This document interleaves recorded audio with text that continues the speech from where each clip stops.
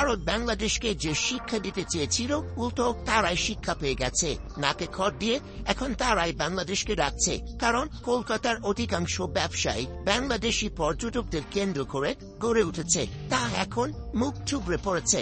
আমাদের একটা visa crisis চলতেছে, এটা আসলে আমাদের জন্য পুতুকাম। বাংলাদেশি পর্যটকদের অভাবে কলকাতায় এখন হাহাকার শুরু হয়েছে। বাংলাদেশিদের ভিসা না দিয়ে এখন উল্টো বিপাকে পড়েছে ভারত। পর্যটক শূন্য ভারতের ব্যবসায়ীদের এখন মাথায় হাত।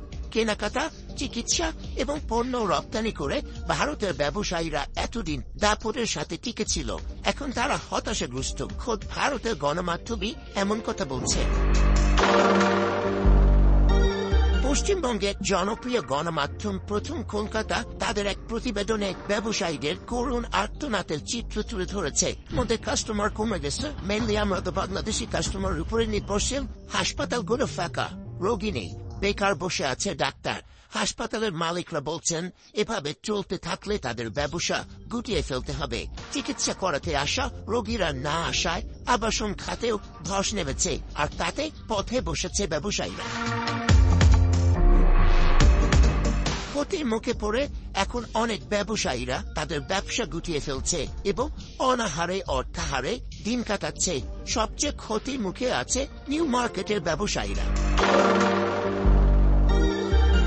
বাংলাদেশ থেকে হাসিনা চলে যাওয়ার পর মোদী সরকার বাংলাদেশের বিরুদ্ধে প্রতিনিয়ত যে প্রোপাগান্ডা দিয়ে বাংলাদেশের সাথে ভারতের জনগণের মধ্যে বিভেদের দেয়াল তৈরি করেছে, তাতে সাপে বর হয়েছে। দিল্লি প্রথমে ভেবেছিল তারা বাংলাদেশকে কুড়িয়ে দিবে, কিন্তু ডক্টর ইউনূস যে মানের আন্তর্জাতিক ব্যক্তিত্ব, রাজনীতি এবং কৌশলে যে তার ধারে কাছেও কেউ নেই, দেরিতে হলেও তা বুঝে গেছে দিল্লি। কলকাতার এই অসহায়ত্বের মধ্যেই ভারত বুঝে গেছে ডক্টর ইউনূসের সাথে লড়তে গেলে তাদেরই ক্ষতি হবে। তাই ভারত এখন রাষ্ট্রীয়ভাবে বাংলাদেশের সাথে আগ বাড়িয়ে সুসম্পর্ক বজায় রাখার চেষ্টা করছে।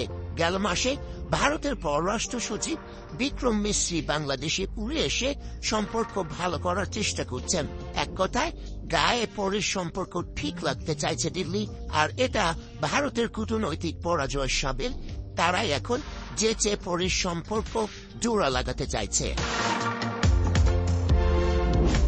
ভারতের কূটনীতি যে এখন বাংলাদেশের কাছে ব্যর্থ হয়েছে এটা প্রমাণিত। তাই বলা যায় ভারত বয়কট আন্দোলন সফল হয়েছে। এই আন্দোলনের কাছে কুপকাত হয়েছে মোদী সরকার। ব্যবসায়ী এবং কৃষকরা তাদের এই অর্থনৈতিক ধসের কারণে মোদী প্রশাসন এবং উন্মাদ সাংবাদিক ময়ূককে দায়ী করছেন। বাংলাদেশ আলু পেঁয়াজ না কেনায় তাদের এখন মরণ দশা, আর এ কারণে মোদী সরকারের পতন এবং ময়ূকের শাস্তি দাবি করছেন তারা। ক্ষোভে তারা ময়ূকের বাড়িতে আগুন দিয়ে পুড়িয়ে দিয়েছে।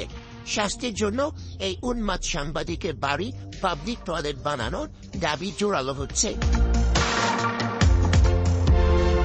ভারতের সর্বোচ্চ রেমিটেন্স আয় হতো, যার পরিমাণ 16 বিলিয়ন বা 1600 কোটি ডলার, যা ভারতের গড় আয়ের একটা বড় অংশ।